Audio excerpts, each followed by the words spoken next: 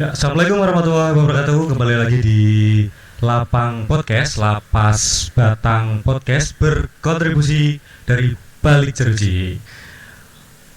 Setelah cukup lama vakum ya podcast Lapas Batang ini, akhirnya kita mencoba kembali untuk aktif di dunia perpodcastan karena kesibukan kantor, kemudian juga adanya COVID. Dan alhamdulillah hari ini kita kedatangan narasumber yang sangat luar biasa, seorang guru yang luar biasa jauh-jauh dari Jawa Barat akhirnya menetap di Batang ini. Selamat pagi Pak. Oke, selamat pagi. Gimana? Alhamdulillah luar biasa Pak, cukup tegang hari ini ya. Suasananya cukup panas karena kita di outdoor ya, biasanya di ruangan, sekarang kita di outdoor biar kena angin-angin walaupun sedikit terik cuacanya gitu ya. Tapi udara seger nih, enak Ya, enak lumayan Pak, alhamdulillah. Mas Muhammad Hikmat ya. Iya. Biasa dipanggil Mas Pak atau Biasa dipanggil Kang Hikmat. Kang Hikmat. Baik, Kang Hikmat, Oke. panggil Kang aja kan ya, biar Kang lebih aja, oke. akrab. Gitu ya. Kang Hikmat ini seorang guru ya, betul ya? Ya, betul. Seorang guru kalau mengajar dari 2012 itu di Bandung. Di Bandung, di Sukabumi. Terus akhirnya sempat keluar juga ngajar jadi supir taksi online. Oh, sempat jadi supir taksi online. Iya, di Jakarta. Itu di Jakarta. Dan pernah juga menjadi pegawai tidak tetap di BPJS Kesehatan. Lalu alhamdulillah waktu itu ikut 2018 ikut tes CPNS di keguruan. Nah, itulah yang menyebabkan saya bermuara di Batang. Di Batang. Iya, Ikut betul. CPNS akhirnya masuk, kemudian ditempatkan di Batang. Di Batang.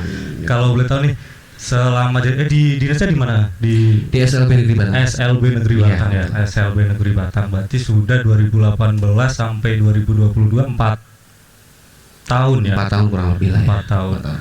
Nah, selama di Batang ini Kang, di SLB ya, suka dukanya jadi guru, apalagi di SLB dengan anak-anaknya yang luar biasa begitu kan, yang ada yang seperti ini seperti itu. Iya. Ya memang kalau di SLB sendiri suka dukanya ya, sukanya kita kalau bagi saya pribadi itu mendapatkan hiburan terus bisa buat muhasabah diri juga ya. Muhasabah diri bagaimana kita bisa lebih syukur karena kita dikelilingi anak-anak yang memang spesial, mempunyai kebutuhan khusus.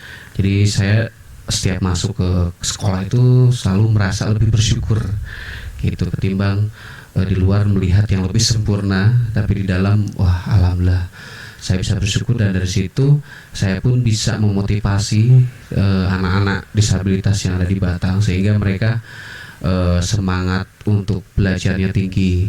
Nah kalau dukanya ya dikala ada anak yang tantrum misalkan menyerang kita, atau ada anak yang hyperaktif yang perlu dikejar-kejar menggunakan skateboard gitu ya. Tapi itu saya nikmati, kan itu salah satu tanggung jawab saya sebagai guru gitu kan. Itu alhamdulillah sih selama di Batang anak-anaknya baik-baik, maksudnya tidak terlalu ada yang begitu ekstrim gitu ya. Tapi kalau di sekolahan itu lebih ke SD, SMP atau jadi satu kan? Nah, SLB? untuk di SLB sendiri perlu diketahui banyak orang yang nanya SD, SMP, SMA. Iya. Rata-rata biasa di SLB itu satu atap itu bisa beberapa jenjang. Nah kebetulan di SLB Negeri Batang itu satu atap ada 3 jenjang, SD, SMP, SMA. Nah gurunya gimana? Gurunya sendiri itu bisa di rolling tergantung kebutuhan dan misalnya kemampuan. Ada guru yang basicnya misalnya mengajar tunagrahita, tunarungu, tunadaksa, tunanetra, dan itu sesuaikan. Jadi kadang-kadang di tahun pelajaran ini di SD, tahun pelajaran nanti misalnya di SMP. Jadi itu bisa rolling pindah-pindah.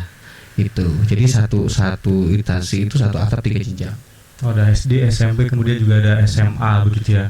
Nah tadi ngomong-ngomong soal siswa, soal murid di SDLS sekolah LB ya, SLB ya, SLB. Tantrum itu kan biasanya kita kenal untuk anak-anak kecil itu. Apakah mereka juga mengalami hal sama seperti itu? Tantrumnya tuh lebih ke seperti apa sih kan? Iya. Biasanya anak yang tantrum itu anak tunagrahita yang mempunyai hambatan di kecerdasan. Lalu anak autis yang mempunyai hambatan di sosial. Nah, tantrum sendiri itu sebetulnya bisa buat semua. Bahkan orang dewasa pun bisa tantrum. Tantrum itu intinya emosi yang tidak terkendali. Sehingga kadang-kadang dia bisa menyerang orang lain atau bisa menyakiti diri sendiri. Intinya pelampiasan emosi yang ekstrim. Bukan sekedar menangis, tapi dia juga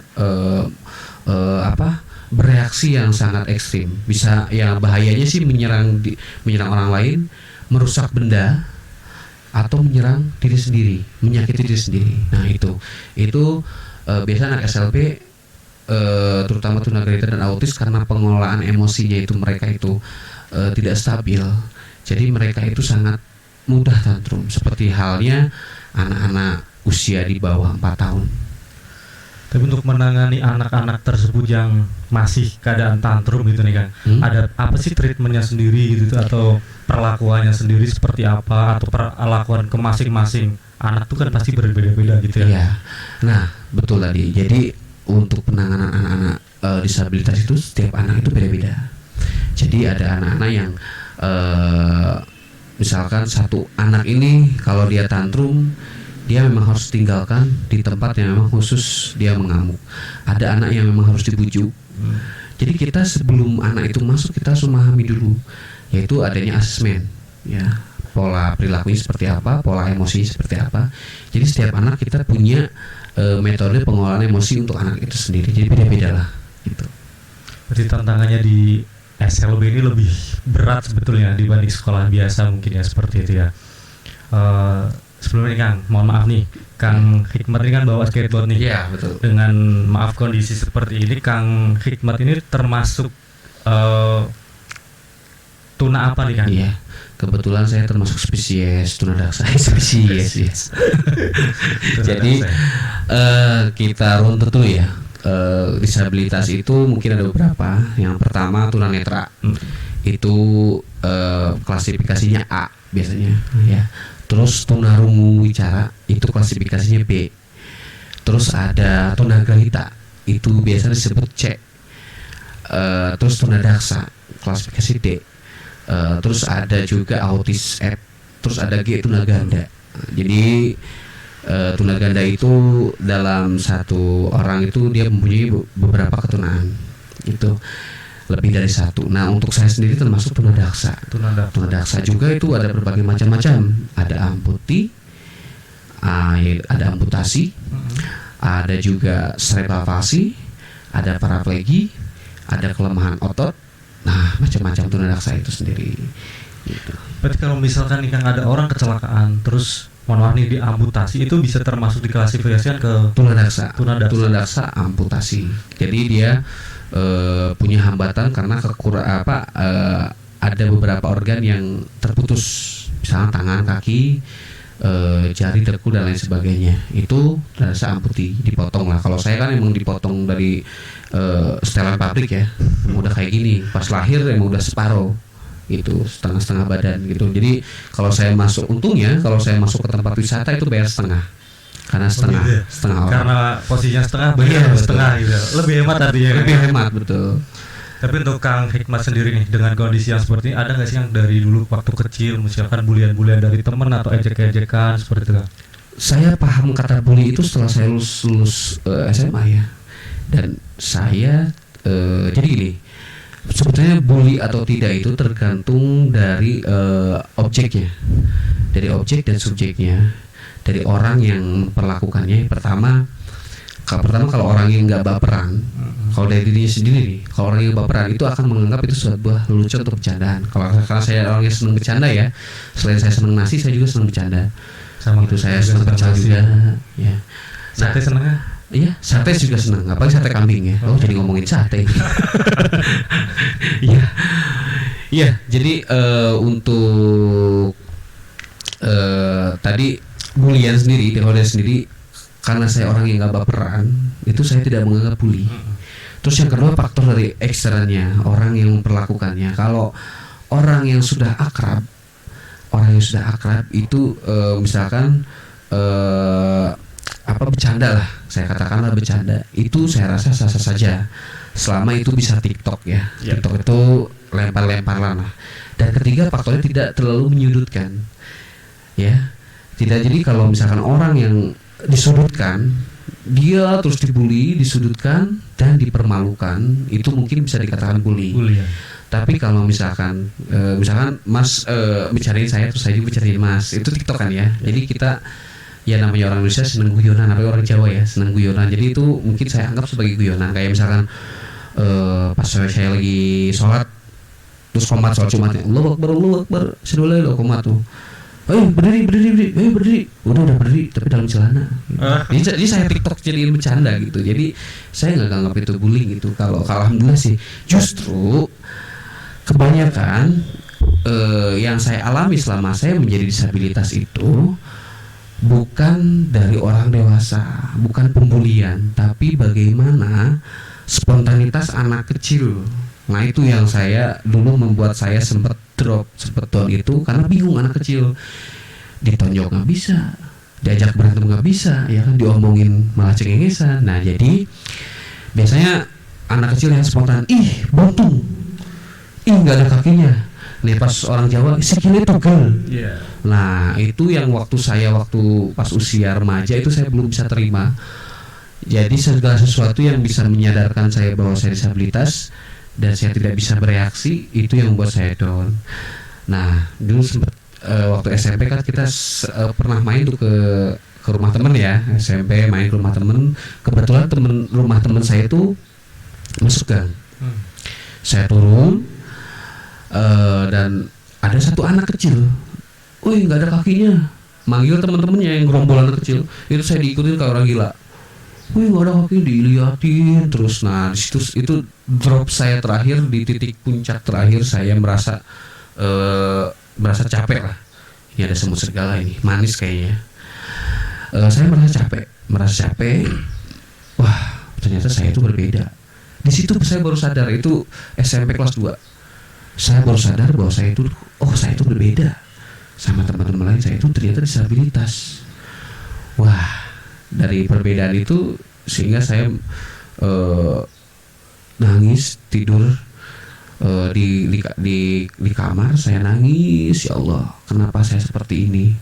Kalau emang ini dosa orang tua saya, kenapa nggak tertimpa kepada saudara saya? Kalau ini dosa ketua RT-nya, kenapa nggak ke tetangga? Kenapa harus saya? Kenapa saya seperti ini? Ini saat saya masa-masa terpuruk ya. Lalu saya berangkat ke masjid yang saya anggap waktu itu rumah Allah, tempat kita curhat. Setelah sholat berjamaah, sholat isya, semuanya udah pada keluar, jamaah udah pada keluar, DKM masjid udah pada keluar. Saya di situ, saya ingin diskusi sama Allah. Sekitar jam 8:30 malam saya diskusi, Allah, kenapa saya seperti ini? Apa salah saya? Apa salah orang tua saya? Kenapa harus tertimpa kepada saya? Gitu. Sampai saya nangis, kenapa saya ingin, ya Allah, jika Engkau yang berkuasa, tumbuhkanlah kaki hamba sekarang juga. Tapi nggak ada jawaban, karena kamu, ya nggak ada seperti itu. Akhirnya saya sampai nangis sampai terlelap. Saya bangun, di situ saya mulai tersadar. Ya itulah mungkin yang namanya petunjuk dari Allah, bisa dari hati juga ya, dari hidayah. Saya begitu berpikiran kalau Allah, saya yakin Allah bisa menumbuhkan kaki saya waktu itu dengan kekuasaannya. Tapi dampaknya itu ya, kalau waktu itu tuh kaki saya tiba-tiba tumbuh dan saya keluar dari masjid, yang tadinya masuk masjid nggak ada kaki, keluar ada kaki, itu bisa penilaian masyarakat umum bisa negatif. Pertama, saya bisa dianggap dukun kayak Ponori. Oh, pasti rumah saya ngantri tuh minta cabe-cabe karena saya bisa termasuk orang yang dapat mujizat. Terus masjidnya bisa jadi masjid keramat ya. Nah itu saya mikir ke situ, oh iya. Terus yang kedua, belum lagi dari segi kesehatan, ilmuwan dari luar negeri pasti bakal meneliti tulang saya, dan mungkin tulang saya bakal dipotong buat diteliti. Ya saya disabilitas lagi tetap. Jadi balik lagi. Akhirnya di situ saya, ya Allah, saya ikhlas dengan keadaan seperti ini. Saya tidak akan protes lagi. Saya janji tidak akan protes lagi dengan keadaan fisik saya seperti ini. Saya tidak akan menutupi kekurangan saya. Saya akan menjadi diri saya apa adanya. Namun saya minta 3 permintaan yang harus engkau kabulkan. Kenapa 3 tuh, Kang? Nggak 4, 5 atau 6 tuh?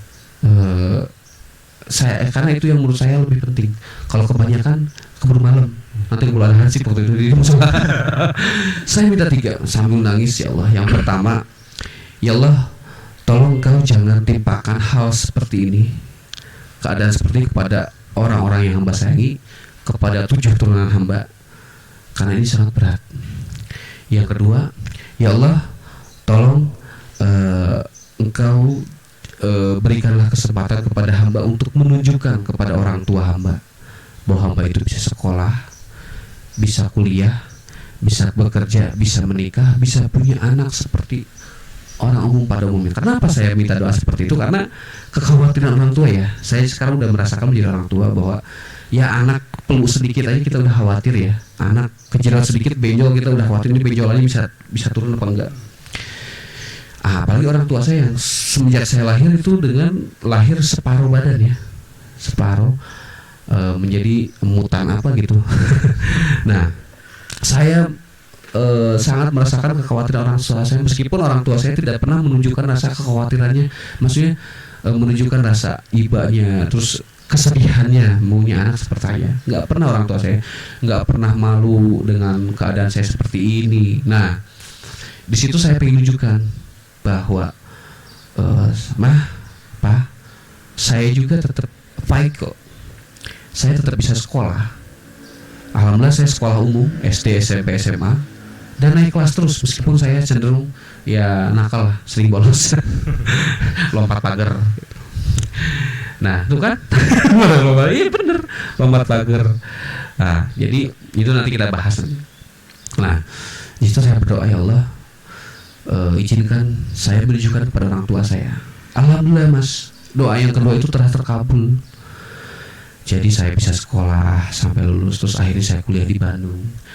Akhirnya saya bisa bekerja. Tadi pekerjaan saya itu udah menjadi tukang taksi keliling, tukang taksi online. Saya pernah bekerja di BPJS Kesehatan, dan alhamdulillah saya sekarang jadi ASN di SLP Negeri Batang. Nah, sampai saya bisa menikah, itu orang tua saya masih ada tuh.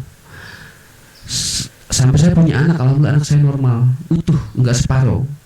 Yang tadinya penilaian tetangga, nanti anak itu separuh setengah badan, emang mutan kayak gini tuh spesiesnya anak orang tuanya seperti ini. Anaknya bakal seperti ini. Wah, Indonesia banyak dong. Itu populasinya. Itu ternyata enggak. Nah, itu bisa saya buktikan. Nah, yang lebih menyentuh lagi, seminggu anak saya lahir, setelah seminggu anak saya lahir, itu almarhum ibu saya video call. Setelah melihat, alhamdulillah, ibu saya diambil sama Allah. Di situ saya berpikir, Allah, mungkin emang ini saatnya ibu saya itu pergi, karena beliau sudah menyaksikan saya bisa sekolah, bisa kuliah, bisa menikah dengan wanita cantik, normal, able, dan saya pun bisa menunjukkan ke ibu saya bisa punya anak, saya bisa bekerja. Ya itu mungkin saya suka nggak kuat kalau ini ya, meskipun tukang bercanda, tapi kalau saya udah bisa nunjukin lah pada ibu saya sehingga mungkin tugas beliau itu sudah selesai. sudah selesai dan harus kembali ke Maha Kuasa yang punya. Saya ikhlas. Dan saya yakin orang tua saya, ibu saya almarhum, pergi dengan tenang. Ya pasti sebagai orang tua apalagi melihat sosok Mas Pasti Hikmat. pergi dengan tenang. Pasti pergi dengan tenang. Saya yakin ibu saya pergi dengan tenang. Mudah-mudahan saya yakin ibu saya masuk ke surga. Amin. Amin. Karena gini, selama masa saya dari kecil sampai dewasa, kalau ada yang nanya kenapa Mas Hikmat bisa se-fighting ini, percaya diri, pede, ini itu bisa, itu karena orang tua saya. Jadi orang tua saya itu tidak pernah membatasi saya, Mas. Saya main layangan, main kelereng, main apapun itu tanpa skateboard ya waktu kecil. Itu almarhum tidak pernah melarang. Membiarkan saya tumbuh seperti anak normal. Nah, makanya saya pun sering ngobrol ke orang tua disabilitas bahwa Bu punya anak disabilitas, mereka punya keterbatasan, tapi kita jangan membatasi. Karena itu yang saya rasakan. Saya bisa tumbuh kembang, explore.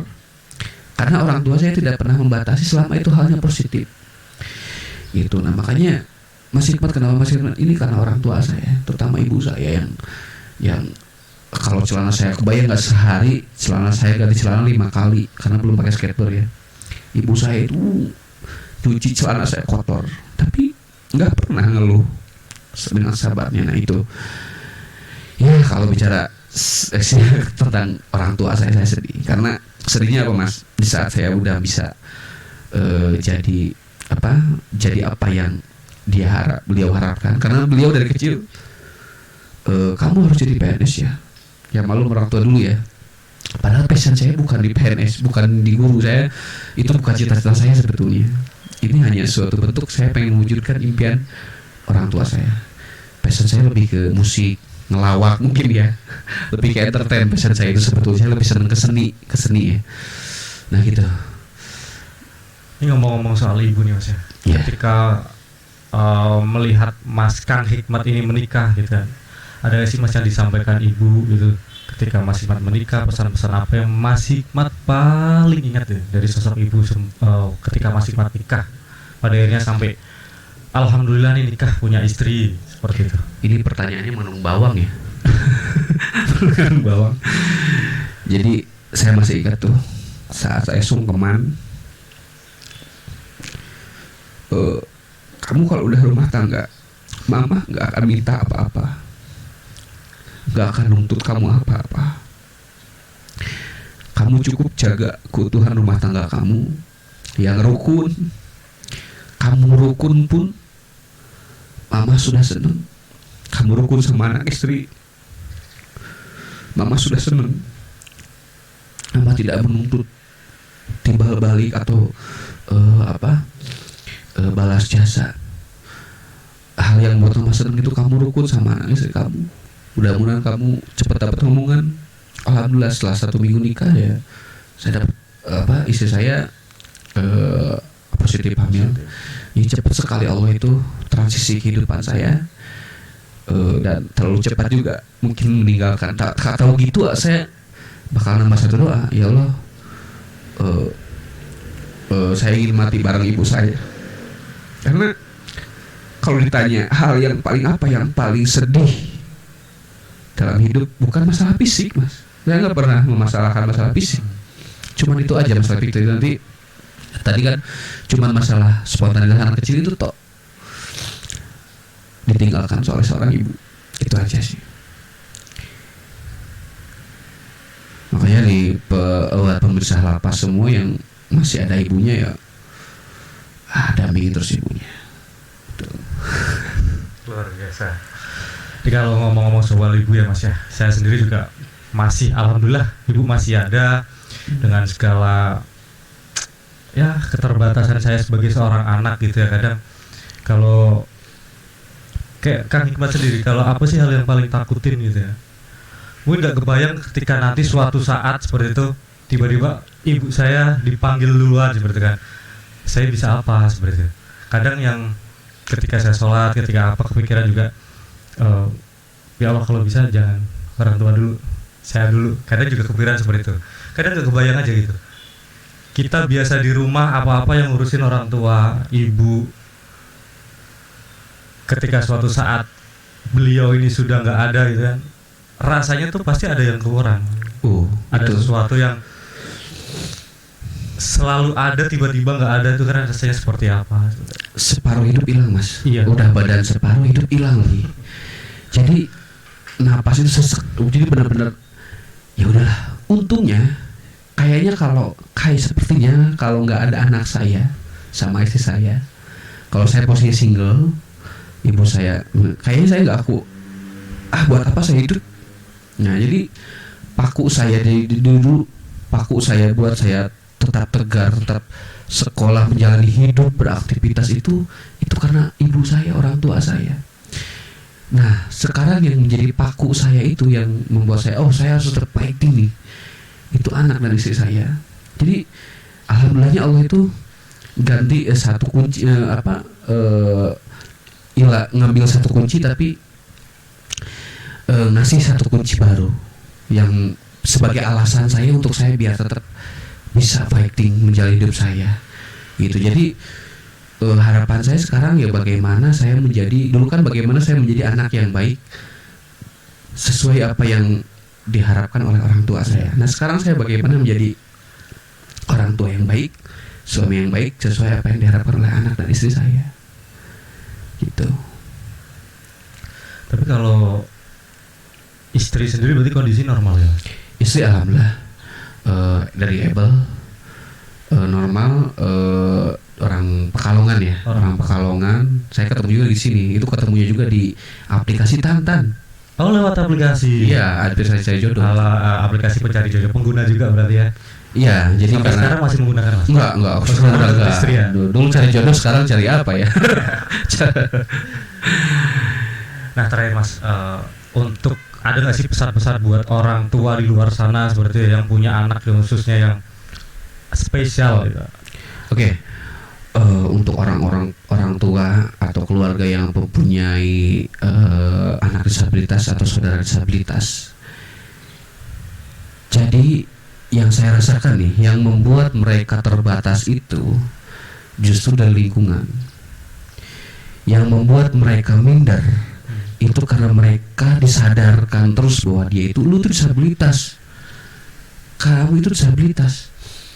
Tapi jika mereka diberikan kebebasan berekspresi, kebebasan untuk berkreasi, kebebasan untuk melakukan hal apapun yang dia mampu dengan versi dia, itu dia akan lupa bahwa itu disabilitas. Dia bahkan lupa, dengan dia lupa bahwa dia disabilitas, dia tidak akan keluar rasa minder itu. Dan tidak usah membatasi gitu bagaimana kegiatan-kegiatan dia, karena itu yang saya rasakan mas. Di saat saya lihat cermin, saya baru sadar bahwa saya disabilitas, tapi sebatas itu. Di saat saya menemukan kesulitan, misalkan jalannya batu berkerikil, saya pakai skateboard, baru saya sadar. Tapi kalau jalannya lancar, mulus, saya tidak merasa disabilitas. Nah itu bagi disabilitas daksa. Makanya bagi disabilitas yang lain itu anggaplah mereka seperti dia, seolah mereka tidak punya kekurangan gitu. Jangan terlalu menspesialkan, tapi tidak juga meragukan atau merendahkan.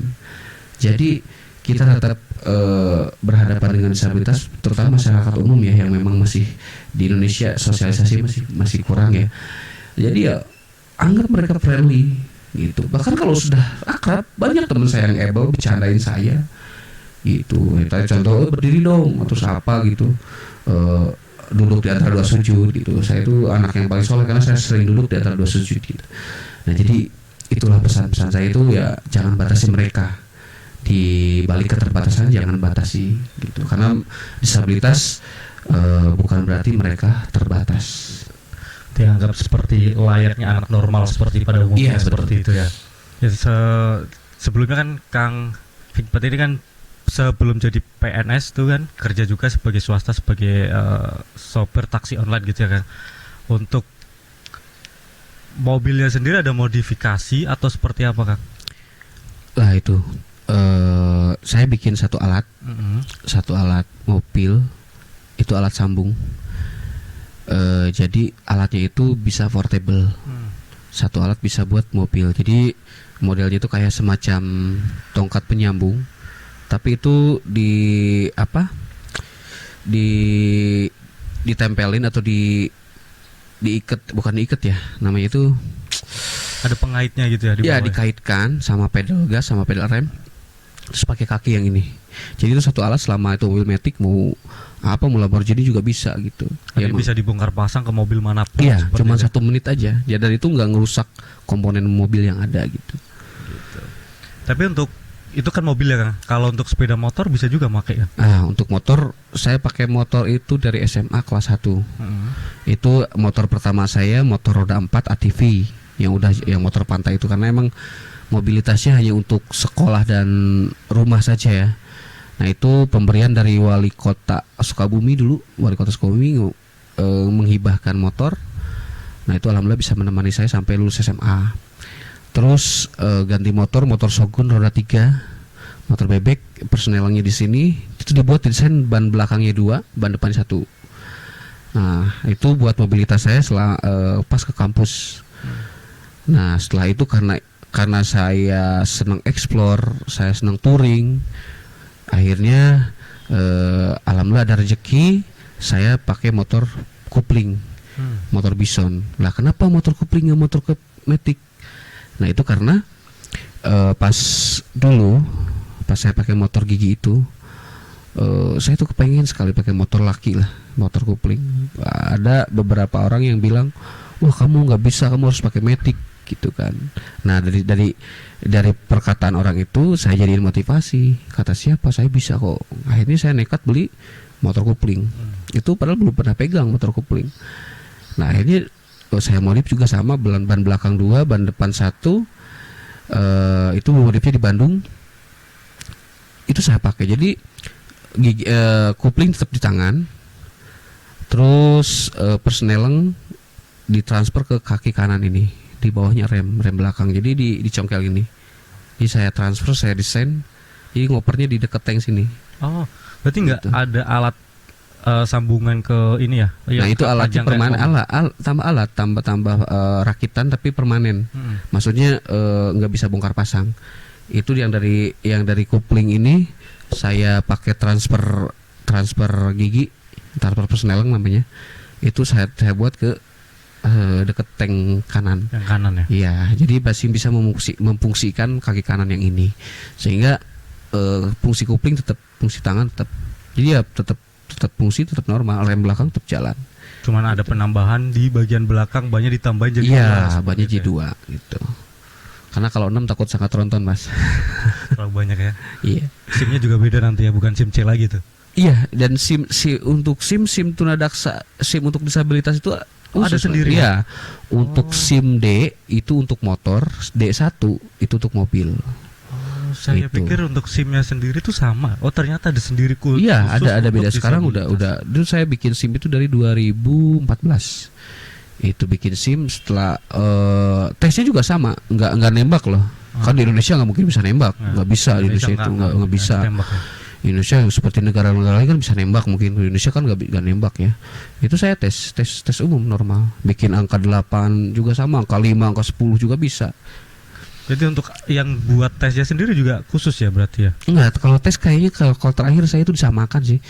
Tes pengetahuan sama, tes lapangan juga sama. Mengendari dengan motor normal juga? Enggak lah, kalau motor normal saya mungkin harus dibonceng ya. Motor roda 3, motor punya saya, itu simulasinya dibikin angka 8, sama kalau mobil itu sama, parkir, terus aturan-aturan sih sama lah, nggak dibedakan. Dan karena saya mintanya, Pak, saya pengen tes sama gitu, karena waktu itu, Mas, kami belum punya alat tesnya, belum tahu materi tesnya seperti apa, samain aja, Pak, usaha kendaraannya sama kan, justru mempermudah karena motor roda 3, jadi nggak mungkin saya jatuh. Jadi bikin angka 8 itu kalau orang lain kecepatan tinggi, saya kecepatan 5 aja masih bisa kan. Gitu, oke. Nah, dari tadi tuh saya melihat skateboard di sini. Skateboard. Ini digunakan berarti untuk aktivitas sehari-hari atau seperti apa, Kak? Oke, dari awal dulu ya. Jadi saya pakai skateboard itu dari SMP kelas 1. SMP kelas 1. Jadi waktu SD saya ngesot. Jadi ngepel satu garis lah. Ya, jadi saya petugas kebersihan di RT RW saya. Saya keliling-keliling, saya sambil ngepel ngebersihin satu kampung itu. Nah, jadi harusnya ada apresiasi dari Pak RT itu.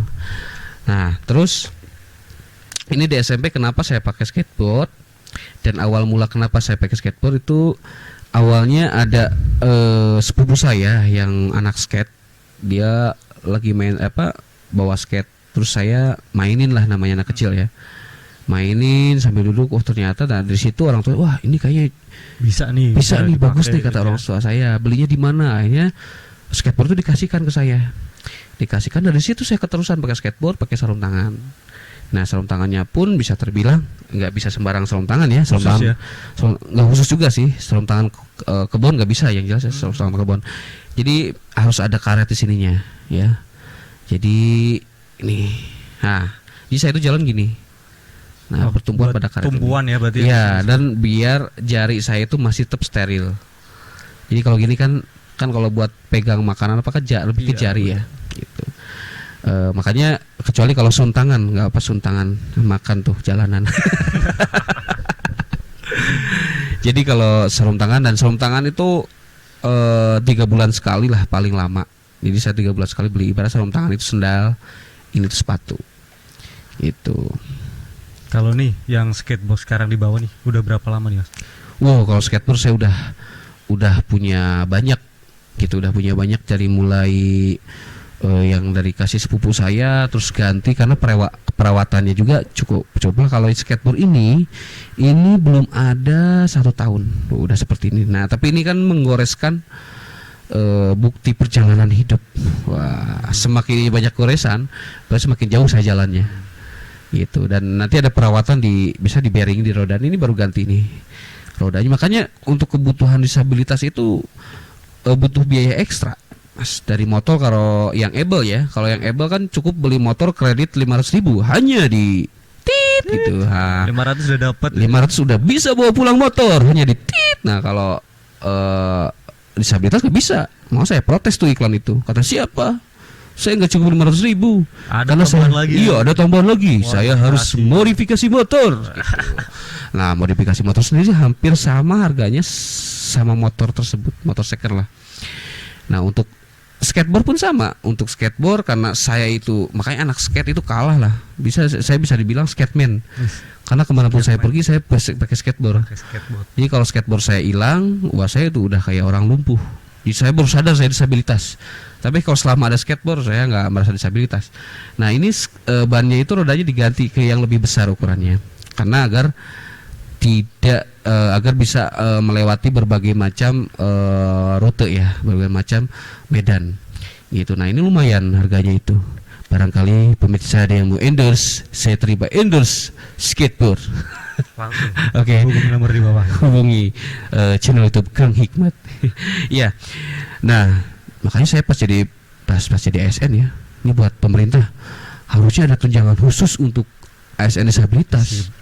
Ya, alhamdulillah sih, terima kasih banyak udah ngasih kesempatan ada rekrutmen untuk disabilitas ya khusus. Alhamdulillah, terima kasih. Alhamdulillah pemerintah sekarang sudah lebih aware, lebih perhatian ya.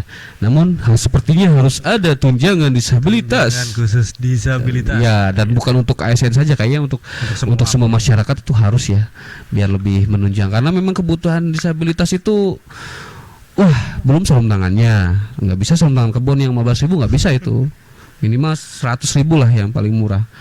Nah, itu kan masuk resiko dapur ya.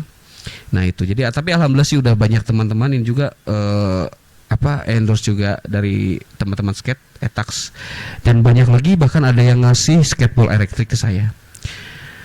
Skateboard elektrik yang pakai baterai. Itu harganya sekitar 8 juta. Itu ada yang ngasih orang baik dari Jogja, ngasih gitu aja. Dan alhamdulillah itu bisa menunjang. Karena kalau sengaja saya ada uang 8 juta, saya nggak akan beli skateboard elektrik. Saya sayang gitu ya, 8 juta harganya. Iya, itu skateboard elektrik. Alhamdulillah Mas, banyak orang yang support. Dan mudah-mudahan semakin banyak lagi yang mensupport. Oke. Berarti untuk skateboard sendiri memang alat wajib yang harus dibawa kemanapun gitu ya Mas? Alat wajib, alat wajib selain dari sholat 5 waktu. Betul, itu nomor Jadi iya, skateboard itu kayak kaki lah, udah kayak kaki separuh badan saya. Itu saya pernah dulu hilang skateboard tuh pas Jumatan. Saya titip di penitipan sepatu, nggak bisa karena itu penitipan sepatu kan, bukan skateboard. bukan skateboard lah. Makanya di masjid-masjid harus ada penitipan skateboard. Gitu. Akhirnya saya taruh, ya pas saya keluar hilang. Itu saya bingung, saya ya jadi suster ngesot, jadi guru ngesot mungkin ya, guru ngesot gitu. Itu saya ya udahlah. Mudah-mudahan mungkin orang tersebut pengen merasakan menjadi seperti saya. Iya, dan belum ada hukumannya ya. KUHP-nya orang yang menyolong skateboard itu belum ada pidananya, ini harus dibuat nih. RUKUHP-nya ya. KUHP-nya itu harus dibuat orang yang nyolong skateboard. Ya itu pernah. Kalau untuk total skateboard yang pernah saya punya sampai sekarang itu total kurang lebih ada 20 dari SMP sampai sekarang. Gitu. Untuk ada sih kejadian lucu ya, momen-momen lucu ketika Kang Hikmat ini masih menjalankan kegiatan sehari-hari atau masih ngajar atau seperti apa, masyarakat umum yang baru lihat Kang Hikmat atau orang tua siswa seperti itu, kejadian lucu yang menurut Kang Hikmat itu lucu. Oh iya, bukan menurut saya lucu sih, nggak ada sih kalau menurut saya lucu. Tapi kalau yang dibuat nyeleneh sama saya, contoh, Mas, kalau saya tadi datang dari depan lapas sampai ke dalam, itu semua orang itu tunduk sama saya. Ya tunduk kan, saya di bawah. Iya. Sampai Pak Bupati saya masuk pendopo, Pak Bupati tunduk. Luar biasa. Pak Ganjar aja tunduk sama saya. Ya karena saya di bawah. Di bawah. Ya. Gitu. Luar biasa ya. Makanya. Nah terus kalau kejadian lucu itu pas saya jadi supir taksi online.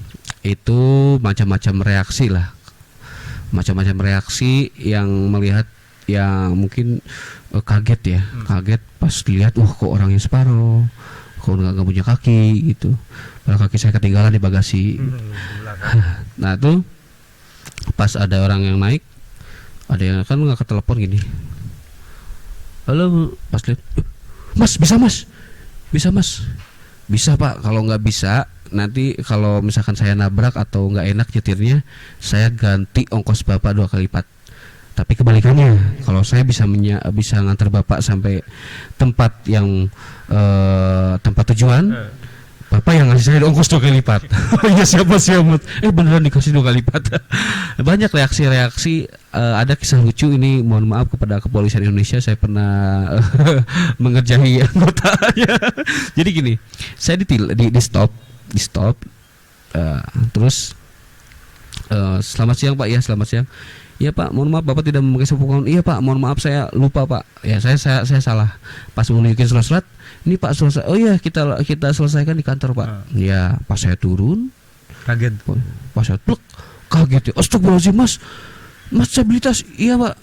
Aduh di mobil aja Mas. Kita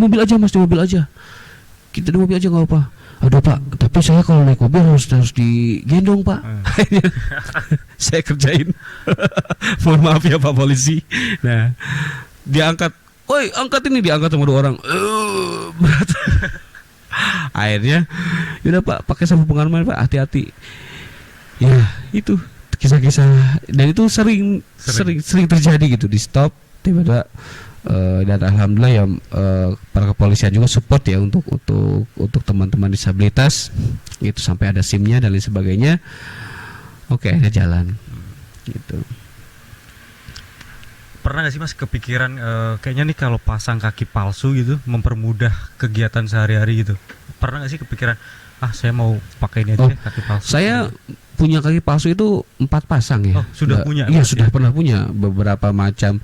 Dari yang beli sampai sumbangan itu udah pernah. Namun kembali lagi kepada disfungsional ya. Fungsionalnya kalau daksa seperti saya itu sepertinya kurang efektif menggunakan kaki palsu. Karena apa? Jadi sisa kaki saya itu yang kanan di atas lutut lah ya. Nah yang kiri di atas lutut jauh. Jadi tidak bisa menggerakkan portase tersebut.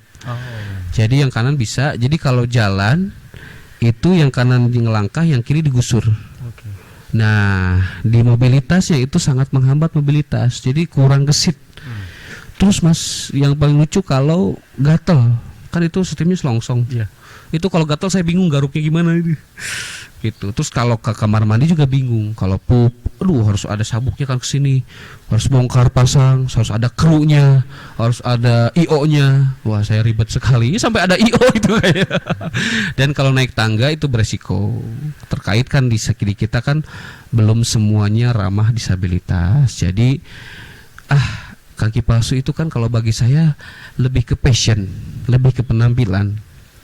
Itu makanya saya rasa penampilan saya udah nggak peduli ya, saya disabilitas saya tetap punya istri, tetap punya pacar, tetap punya teman gitu, dan saya udah nggak malu lagi dengan kondisi seperti ini. Jadi ya nggak usah lah kalau fungsinya hanya untuk passion tapi menurunkan mobilitas. Ya udah, saya belum pakai skateboard, alhamdulillah dengan komitmen saya pakai skateboard saya jadi terkenalnya si Hikmat skateboard gitu, Kang Hikmat skateboard gitu.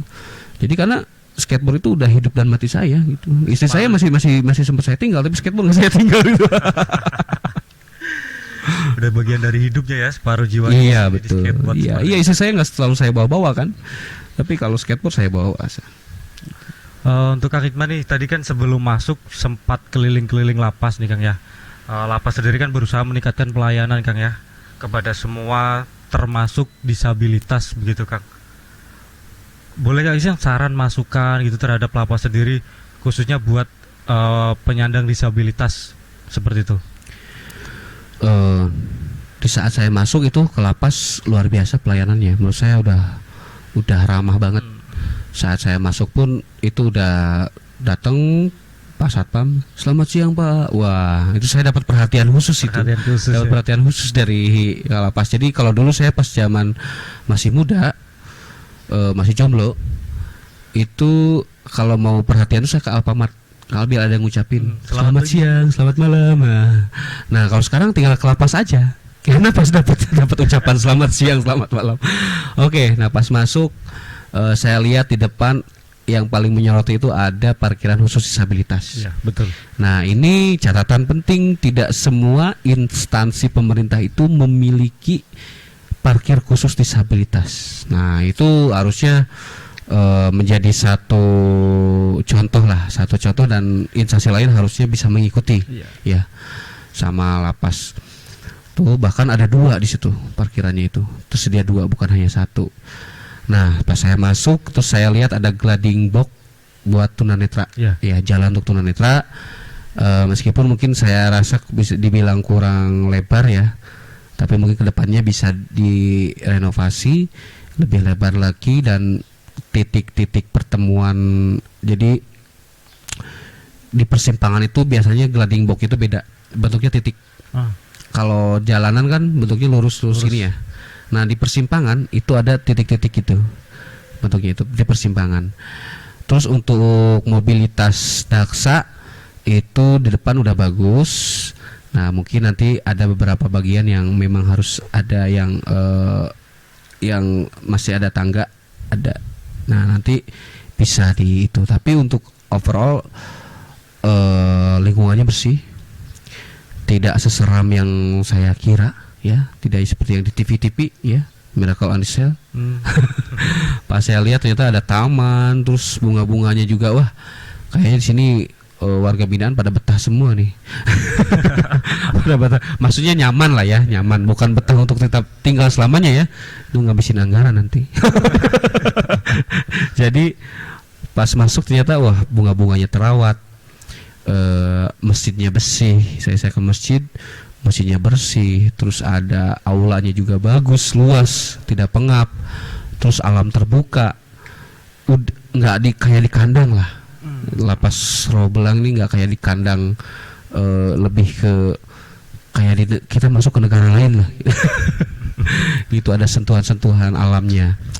Terus dalam pelayanan orang-orangnya untuk sangat ramah disabilitas, itu sampai pintu pun dibukakan.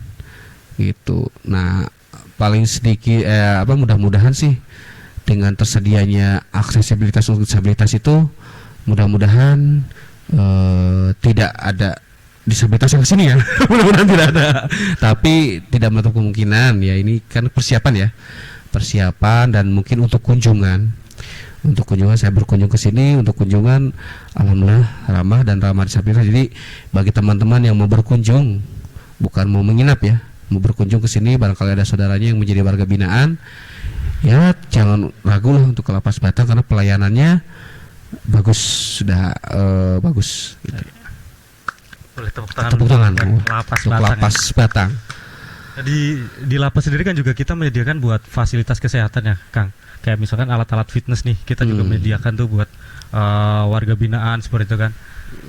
Ada nggak sih, Kang, komunitas difabel gitu-gitu yang suka olahraga atau fitness atau seperti apa atau semacamnya seperti itu, Kang, yang Wah, yang Kang tahu? ini menarik ini. Jadi disabilitas itu sebenarnya banyak wadah ya. Dari mulai wadah pendidikan, bidang pekerjaan, UMKM, juga prestasi di bidang olahraga. Ya. Nah, di prestasi di bidang olahraga sendiri itu namanya NPCI. NPJI. National Paralympic Committee Indonesia. Nah, itu yang dimana pengurus dan anggotanya itu tentunya disabilitas. Pengurus serta atletnya disabilitas, dan ditandingkan juga oleh disabilitas sendiri. Jadi tiap kota, tiap kabupaten itu ada. Kebetulan Kabupaten Batang ada NPCI Batang. Saya juga ikut. Oh, ikut juga, Kang? Ya, itu cabornya macam-macam. Ada atletik, ya, ada poli duduk, ada bowling, ada panah, ada balap kursi roda, ada lari dan lemparan, angkat berat. Nah, angkat berat di sini tadi saya lihat ada alat fitness yang angkat berat. Nah, kebetulan teman-teman di NPC itu ini karena pemerintah Batang itu belum punya gor gym ya, tempat fitness. Kami itu kadang-kadang bingung mau latihan otot dan latihan untuk angkat berat itu. Barangkali nanti bisa kerjasama dengan Lapas Batang, teman-teman NPCI. Kalau boleh izin itu bisa ikut menggunakan fasilitas Lapas Batang dengan fasilitas olahraganya. Mungkin nanti bisa, ini kan aulanya besar, bisa buat dipergunakan untuk latihan poli duduk kan, bisa juga nanti latihan bersama warga binaan gitu. Itu bagus gimana? Boleh juga nanti mohon izin kepada Bapak Kalabas ya, Pak ya, mungkin bisa memfasilitasi para atlet disabilitas di luar lapas seperti ya, mungkin bisa bergabung latihan di sini, atau tadi apa, voli duduk ya, voli duduk, badminton. Voli duduk juga di sini aulanya cukup lebar, bisa digunakan seperti Kang ya. Jadi untuk voli duduk tuh aturannya sama ya, Kang ya? Atau untuk voli duduk posisinya aja duduk mereka seperti itu? Jadi para atletnya itu duduk semua, jumlahnya sama, aturan mainnya sama. Cuman yang membedakan satu aturan, tidak boleh mengangkat bokong. Jadi kalau di volleyable kan itu bisa lompat ya, bisa lompat. Itu kalau di poli duduk ini, itu kalau angkat bokong itu didis. Jadi khusus duduk, cuman netnya itu tetap diturunin, disesuaikan. Netnya itu kalau nggak salah itu hanya 1,20 meter gitu. Jadi semuanya duduk, formasi semua sama, 6, aturan sama, aturan poin juga sama. Jadi itu seru sekali kalau lihat poli duduk. Di poli duduk itu, pertandingan poli duduk itu seru karena ngesot gitu. Iya, jadi lapangan itu bersih. Petugas kebersihan tuh meringankan petugas kebersihan. Ya, jadi mereka nggak usah, kalau udah pertandingan kan, kalau poli lain malah kotor bersihin, kalau ini nggak, malah bersih ya lapangannya. Dan lapangannya pun lantainya itu memang harus lantai, tidak boleh tanah. Kebayang dong kalau tanah udah kayak kebo tuh. Udah kayak gitu. Jadi lantainya harus lantai yang rata gitu. Jadi oke lah. Baik, kita nanti mencoba izin ke Pak Kalapas, kalau boleh kita ikut memakai fasilitas yang ada di Lapas Fasilitas Olahraga. Terima kasih banyak nih kalau diizinkan ya. Wah, mantap. Pak Kalapas kita pasti support Kang itu, Kang. Siap. Monggo Kang, sambil kita istirahat minum dulu, Kang. Oh iya. Ini tadi saya heran nih. Gagal fokus sama ini. Warnanya biru. Nah, sahabat Lapas semua nih, warnanya biru. biru keungu-unguan lah, kayak warna-warna janda ini, janda kembang. Ini BTW ini apa ini? Aman kan? Ini aman Kang, ini bukan spiritus ya. Wah. Ini teh telang diproduksi dari lapas sendiri Kang. Teh Ada teh telang. telang, ada juga teh asitaba. Asitaba. Asitaba. Iya. Oh, mungkin Wah, luar orang umum biasa. biasa disebut seledri Jepang seperti itu ya. Seledri Jepang. Seledri Jepang. Oh, Jadi luar memang biasa.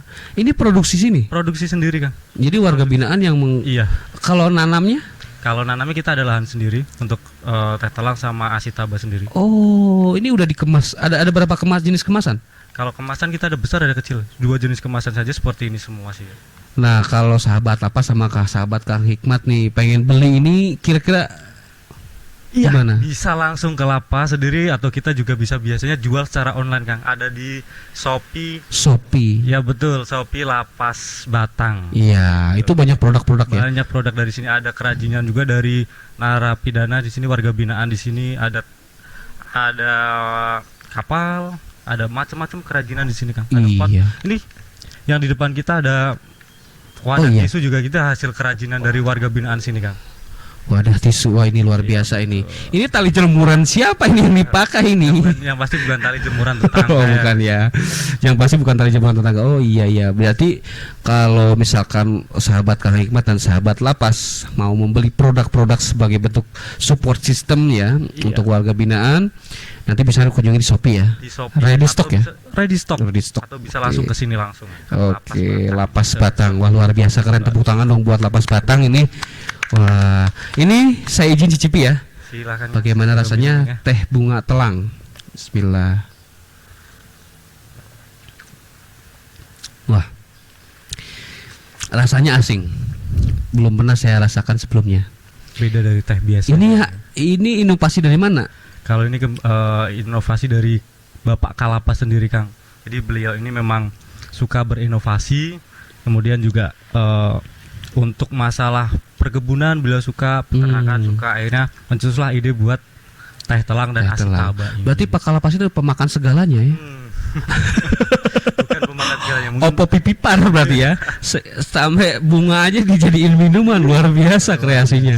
Berarti penemunya Pak Kalapas. Bapak Kalapas sendiri. Wah ini perlu diviralkan ini. Luar biasa. Sangat perlu ini Bapak Presiden ini. Sebelum itu ini bisa ini udah penjualan kemana aja? Kita udah sempat ikut nasional atau internasional belum? Kalau internasional belum ya. Skalanya nasional aja. Skala nasional. Masih di online. Kadang kalau ada promo UMKM di Batang ikut kita. Ada stand juga situ. Ya. Luar pulau udah produksi? Luar pulau belum kayaknya. Belum. Oke, nah berarti mencoba. Nanti sahabat Kang Hikmat harus minum ini nih. Oke. Untuk manfaatnya sendiri apa ini? Banyak sekali Kang. Untuk asitaba sendiri banyak manfaatnya. Satu, meningkatkan daya tahan tubuh. Sekarang ini kan musimnya masih COVID ya Kang ya. Walaupun sekarang udah agak mendingan pasca COVID, tapi perlulah kita, apalagi dengan musim pancaroba sekarang ya, meningkatkan daya tahan tubuh. Kemudian juga bisa mencegah kanker Kang sebagai antioksidan alami. Kemudian juga menyehatkan mata, membantu menurunkan berat badan juga. Waduh, ini ke saya nih. Bisa nih. Menurunkan beban hidup bisa nggak? Bisa juga Kang, menurunkan beban hidup. Jadi kita kalau minum menjadi relax. Oke, ini juga ini ada manfaat teh bunga talang ya. Meningkatkan kekebalan tubuh, mencerdaskan kehidupan bangsa. Mencerdaskan otak, anti peradangan, menurunkan tekanan darah tinggi, mengobati diabetes, menurunkan kolesterol, membantu mengurangi lemak pada tubuh, menyehatkan jantung, menyehatkan mata. Ini kalau saya menyehatkan mata itu kalau isi saya ke mall. Langsung sehat matanya. Ini cukup, jadi yang nanti nggak usah ke mall ya, cukup minum ini. Isi saya cukup minum ini, nggak usah lagi ke mall, langsung sehat matanya. Langsung sehat matanya. Oke, saya minum lagi. Bikin ketagihan nih, mantap. Silakan. Berarti minuman herbal ya, minuman herbal. Oke, luar biasa. Pokoknya warga Batang harus beli ini, harus coba, harus ke Lapas Batang. Oke. Ya, kita Kang udah ngobrol banyak nih, panjang lebar. Tadi kan juga membahas dari awal Kang Hikmat ini sampai akhirnya menjadi seorang guru gitu ya, perjalanan hidupnya seperti apa. Jadi juga menceritakan tentang orang tua, akhirnya menikah di sini dan akhirnya menetap di Batang itu. Sebelum kita akhiri podcast nih Kang, boleh nggak kesan dan pesan untuk podcast sendiri Lapas Batang ini, biar mungkin kedepannya bisa seperti punyanya Kang Hikmat ya, bisa lebih baik, lebih berkembang seperti itu. Oh, saran dari saya, mungkin ini peralatan udah bagus ya. Ini podcast Deddy Kobuzer kalah ini kayaknya. Soalnya ini krunya pakai seragam semua, ya. Pakai Deddy Kobuzer, pakai kaos semua. Ini pakai seragam semua ini. Nah, mungkin kedepannya banyak masyarakat, statement masyarakat yang negatif terhadap lapas. Karena oknum ya, Iya. karena tidak semua lapas sama. Tak semua lapas sama gitu kan, gitu kan, semua laki-laki gitu. Jadi mungkin kedepannya bisa mengundang tokoh-tokoh inspiratif lainnya, banyak sekali mungkin yang juara atlet ya, nanti ada yang juara emas bisa didatangkan. Terus yang lebihnya sih itu bagaimana kalau ada misalkan warga binaan yang sudah bebas, sebelum bebas itu dijadikan pembicara atau narasumber untuk ditanya-tanya bagaimana kesannya, apa perubahan yang terjadi setelah masuk lapas. Jadi sehingga lapas itu bukan sesuatu yang istilahnya bukan apa, mohon maaf,